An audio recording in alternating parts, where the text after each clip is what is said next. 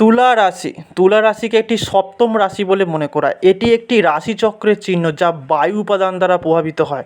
এর শাসক গ্রহ যেহেতু শুক্র, সেহেতু এর প্রধান দেবতা হলো শ্রী বিষ্ণু। এই শ্রী বিষ্ণুর পাশাপাশি মা লক্ষ্মী হলেন ব্রহ্মচারিণী দেবী। তুলা রাশির দিক পশ্চিম, চিত্রা নক্ষত্রের তৃতীয় ও চতুর্থ পর্ব, স্বাতী নক্ষত্রের সমস্ত পর্যায় ও বিশাখা নক্ষত্রের প্রথম, দ্বিতীয়, তৃতীয় পর্যায় রয়েছে। জয় শনি মহারাজের জয়, জয় কর্মফলদাতা মহাবলীর জয়। নমস্কার বন্ধুরা, অ্যাস্ট্রোলজি বাংলা চ্যানেলে আপনাদেরকে স্বাগত জানাই। আশা করি আপনারা ভালো আছেন, সুস্থ আছেন।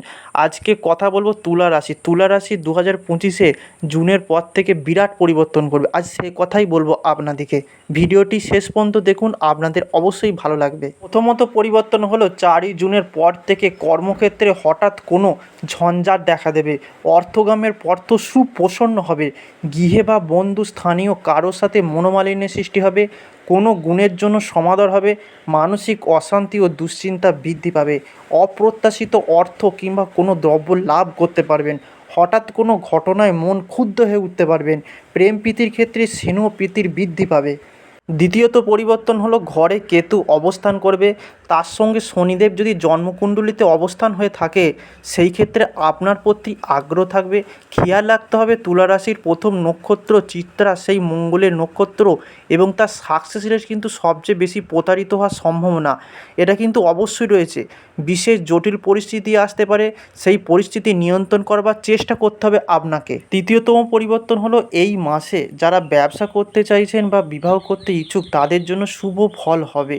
এবং দ্বিতীয় পতি এবং সপ্তম পতি আমরা সবাই জানি কালপুরুষের রাশি। এই দুটো ঘরকে মারক বলা হয়। এই লর্ড মঙ্গল যদি 11th হাউসে রয়েছে আপনার ক্ষেত্রে এফেক্টেড হবে। এর ফলে আপনার বুকের হাঁটুর নিচের অংশ এবং বক্ষ শ্বাস প্রশ্বাসের ব্যবস্থা কিছুটা হয়তো খারাপ চলছিল, এবার একটু ভালো হওয়ার সম্ভাবনা তৈরি হবে। খেয়াল রাখতে হবে যেহেতু একাদশে কেতু, তাই এই সময়টি বেশ কিন্তু শুভ হবে। চতুর্থতম পরিবর্তন হলো তুলা রাশির ক্ষেত্রে প্রেমে মাত্রা ছাড়া আবেগ ক্ষতি ডেকে আনতে পারে। কর্মক্ষেত্রে জটিলতা কাটতে পারে। প্রিয় কোনো বন্ধুর সঙ্গে দেখা হতে পারে। বন্ধুর কারণে কোথাও সম্মানিত হতে পারেন। ব্যবসায় মনোবল থাকলে বাধা কাটবে।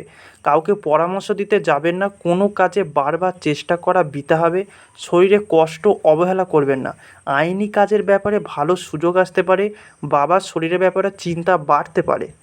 তুলা রাশি প্রেমের ক্ষেত্রে, সম্পর্কের ক্ষেত্রে কিছু মিষ্টি এবং সবচেয়ে স্নেহপূর্ণ রাশিচক্রের চিহ্ন হবে। আপনি আপনার সঙ্গীর সাথে কীভাবে আচরণ করবেন এবং তাদের বিশেষ অনুভব করবেন সে সম্পর্কে আপনি খুব ভালো করেই জানেন। আপনাকে সত্যিকারের রোমান্টিক বলা হয়, যারা রোমান্টিক হতে এবং আপনার সঙ্গীর সাথে প্রেমময় সময় কাটাতে পছন্দ করবে।